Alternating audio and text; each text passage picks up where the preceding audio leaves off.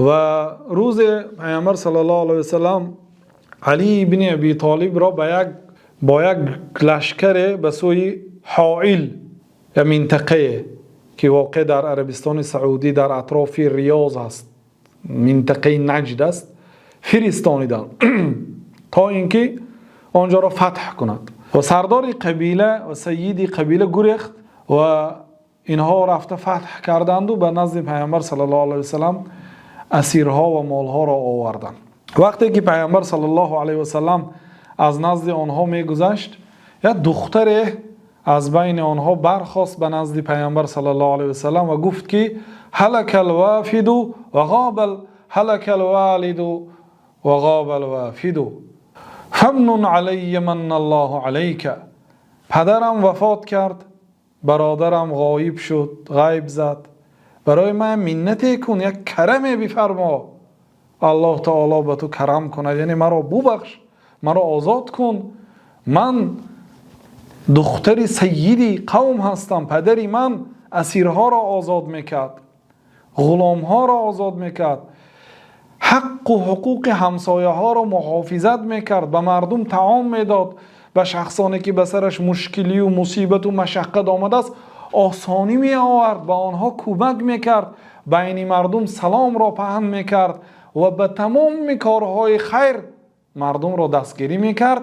و از همه عجایبش و ما اتاه احد ورده خائبا قط، یگان مراتبه به نزد پدری من یگان آدم نآمده است که پدری من او را ناامید برگردانیده باشد. انا بنت حاتم الطایی، من دختر حاتم طایی هستم، دختری حاتم طای صفانه هستم. واقعا وقتی که در یه زمانه بود که قحطی آمده بود، یه شب به خانه حاتم طایی یه زن با فرزندانش می آید شکایت می کند که مقصد چند روز است که چیزی نخوردیم، واقعا به درجه رسیدیم که اگر چیزی نخوریم به هلاکت می رسیم. بعد حاتم طایی آهسته از زنش رستی کارد را می گرد و به سوی اسبش می رد. یه اسب داشت، همان وقت دیگه چیزی نداشت، برای اون که وقتی که قحطی می بیاید به شخصان سخاوتمند و کریم هم مشکلی هست، برای آنکه آنها که به بخل و بخیلی عادت ندارند، همیشه به دادن آموخته شدند، عادت کردند. مقصد بسیار وزنین است که به نزدش یک پرسنده بیاد و چیزی نداشته باشد.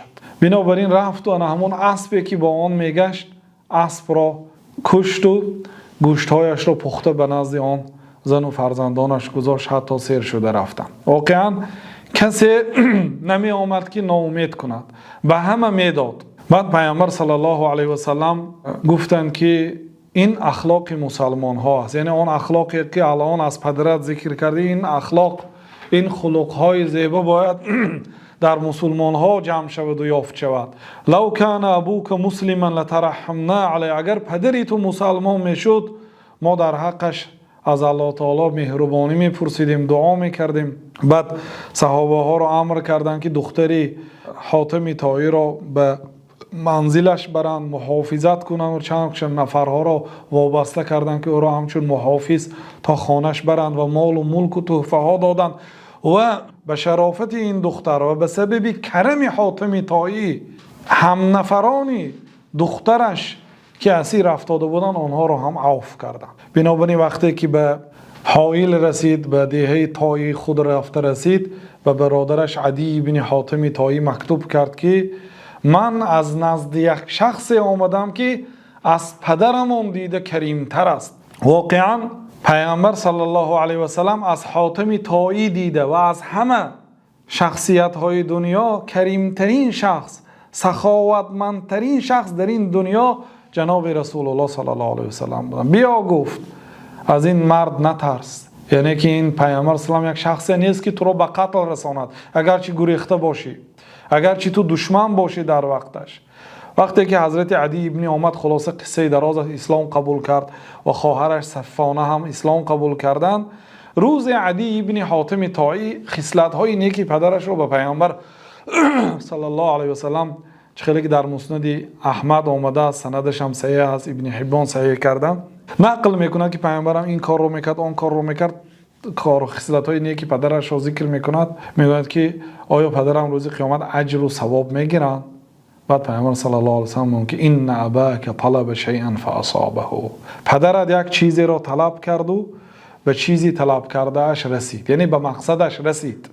یعنی پدرت شهرت میخواست، پدرش ایمان نداشت به الله تعالی، مسلمان نبود، در دین کفر از دنیا گذشت. بنابراین این قدر عملهای صالح حاتم طایی با وجود شهرتش حتی بین مسلمان ها و بین کافرها مشهور است با کرم و سخاوت، در همه کتاب ها ذکر سخاوت او را میکنند، لیکن وقتی که ایمان نداشت فایده ندارد. دو فرزندش صحابه شدند، اسلام قبول کردند، ولی به پدرش فایده نیست از این.